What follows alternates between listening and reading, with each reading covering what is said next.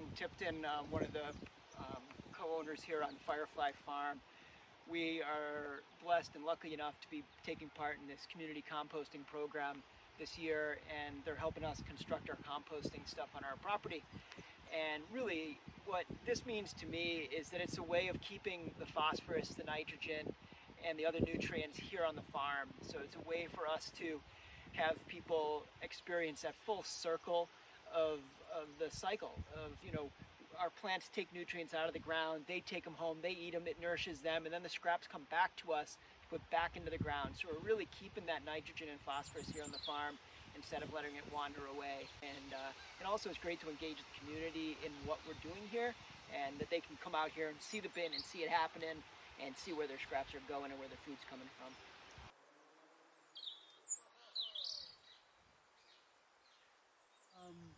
We bring in so much inputs from pretty much all over the world in terms of fertilization and whatnot for our gardens. And when we talk about regenerative, sustainable agricultural systems, creating our own fertility is extremely important.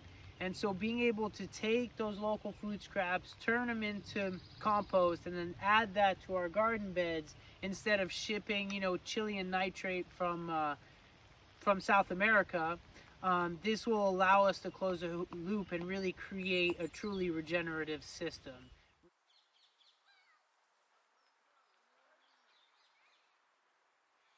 Hey, I am Sarah Palmer at Open Woods Farm in Grafton, New Hampshire.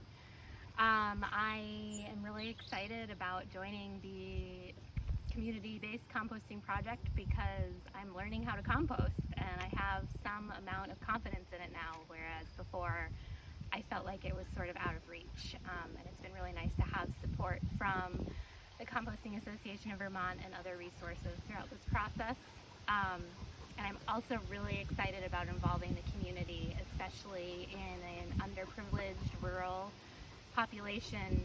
We're able to take control of a small part of our lives, which is managing food waste, and it's just really exciting, and it sort of empowers our community a little bit.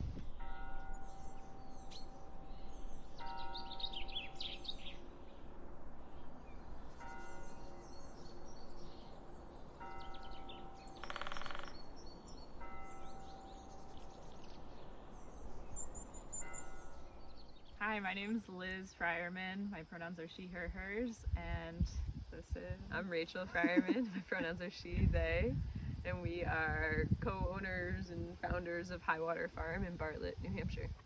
So we originally got interested in developing a compost system, I guess in the early part of last winter, when we got the opportunity to collect spent grain from a local brewery.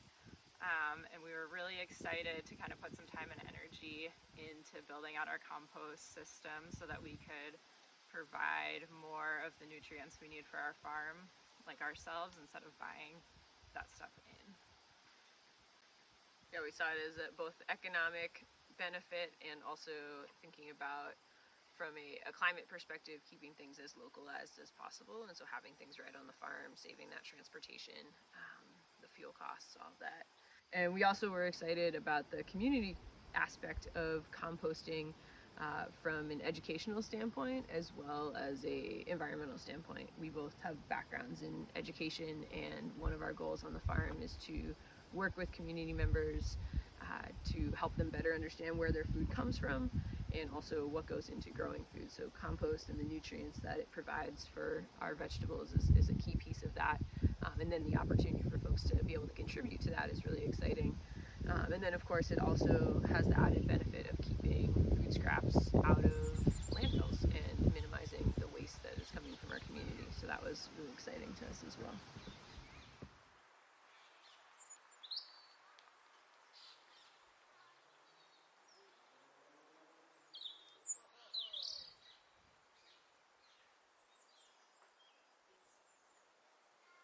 All right, I'm Dan Kilrain from Worksong Farm. We're a small organic vegetable farm, and we got excited about taking part in this community composting program because mainly because it closes the loop from our veggies to the soil we're growing them in, and as an added bonus, keeps a lot of food scraps out of the landfill where they don't belong. I mean, compost is the ultimate recycling, so we are happy to take part in that.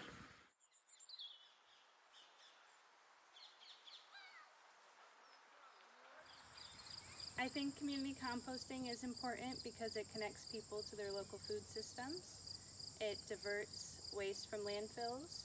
It helps to conserve our nutrients and natural resources, and it keeps our farm inputs and outputs a little closer to home. I've been collecting food scraps from one of my 3 farmers markets that I attend, and right now it's going into our 3-bin system, and we're going to start using the Jora for our food scraps and collect from our farm stand customers next season.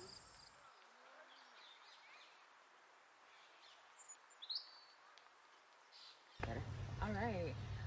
Hey everyone, my name is Olivia. I use she and they pronouns, and I'm the administrative coordinator at SUSU Community Farm. Hey everyone, I'm Keegan. I'm the People and Place Director here at SUSU Community Farm, and I use they, them pronouns. So today we're chatting a little bit about the ways that composting is a deeply life-giving and life-affirming practice here at the farm. We have decided to say yes to community composting for a lot of reasons. One of the reasons, I guess, which is a more philosophical, is that composting really teaches us how to live a life with less waste. There are ways that we can take what would be considered scraps, turn them into products that are really life-giving and life-affirming for farms. And I think on a more practical level, composting is a really awesome, cost-effective, and relatively easy way to add value to the work that we do here. Yeah, and we also think about how we're in a reciprocal relationship with each other and with the land. So we're coming to this land that has been hayed for many years, and we're thinking about how we're building up the nutrients in the soil, and as we're drawing nutrients from it to grow the food that's going to our CSA boxes, when our CSA members are able to give us their food scraps, then we can return that nourishment back to the land that is nourishing us, and to allow there to be a level of reciprocity from the human nourishment to the land and all the microorganisms and all the creatures that are doing that critical decomposition work to do nutrient cycling. Yeah, so thank you to our community, and thank you to the folks who helped make this happen.